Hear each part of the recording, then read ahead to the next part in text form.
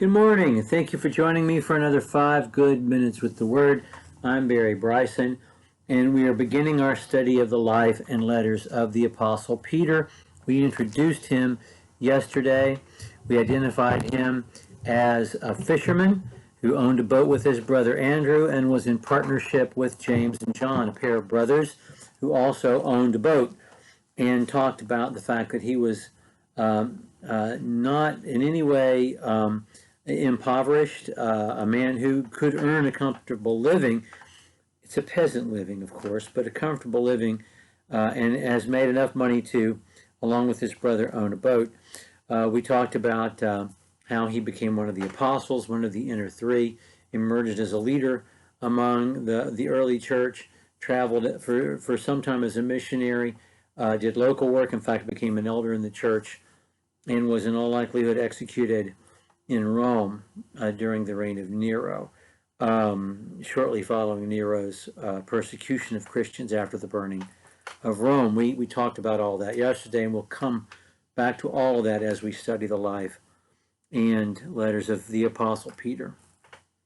We're going to be in John chapter 1 today, verses 35 through 42, as we talk about Peter being introduced to Jesus and us being introduced to Peter. We love Peter, and we often think of him as an emotional man, as an impetuous man. I don't know that that's entirely fair to him, although he speaks before he thinks, certainly, at times, and he certainly has very deep feelings as it regards Jesus. I wonder if Jesus himself has this effect on Peter, that Peter's love of Jesus, the magnetism that Jesus holds for him, is such that this man acts around Jesus and concerning Jesus in a way that he's not accustomed to acting. He seems like a pretty practical guy. His brother Andrew is the one who's gone off to be an apostle, or a disciple, of John the Baptist, not Peter, but Andrew. Peter, as far as we know, stayed in the boat and is fishing. In fact, after the death, burial, and resurrection of Jesus, Peter goes back to fishing, an episode that we're going to look at in a few days. And he also, as we'll see today, and tomorrow especially, and the next day, demonstrates himself to be a perfect host as he hosts Jesus in his own home and accommodates Jesus' teaching of the gospel even before he himself becomes a disciple. This is where Peter meets Jesus in John chapter 1. Andrew is a disciple of John the Baptist. Andrew and another disciple are standing next to John the Baptist when Jesus walks by, and this is all in John chapter 1. John the Baptist says, "Behold the Lamb of God," and they follow Jesus, and Jesus turns around and sees that they're following him, and he says, "What do you want? Whom do you seek?" And they say, "Where are you staying?" And he said, "Come and see."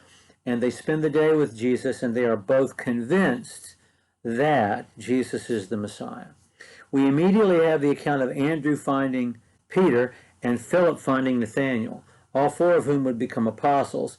And so it is assumed that the other disciple that spent the day with Jesus was Philip, although that's not specifically stated. But anyway, Andrew goes and meets his brother and shares Jesus with him. Again, the next day, John was standing with two of his disciples, and he looked upon Jesus as he walked, and he said, "Behold the Lamb of God." And the two disciples heard him speak, and they followed Jesus.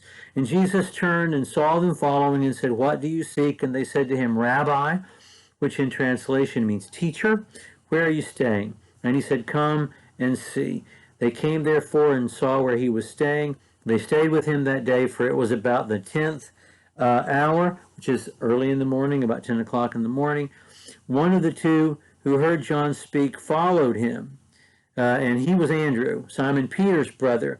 He found first his own brother Simon and said to him, "We have found the Messiah," which translated means the Christ. He brought him to Jesus. Jesus looked at him and said, "You are Simon, the son of John. You shall be called Cephas," which is translated Peter. Well, one thing we can tell from these few verses is that the Gospel of John was not written in Hebrew, because we keep getting the translation of Hebrew words. We have three of those: Rabbi, Messiah, and Kaphes, Cephas.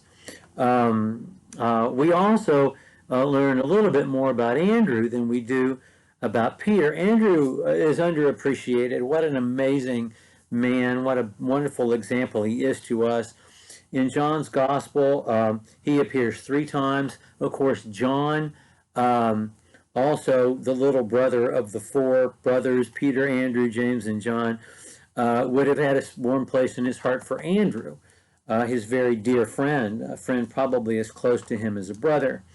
And Andrew is always bringing people to Jesus and introducing people to Jesus, and that's what he's doing here. The first thing he does when he's convinced that Jesus is the Messiah is he introduces him to his brother Simon.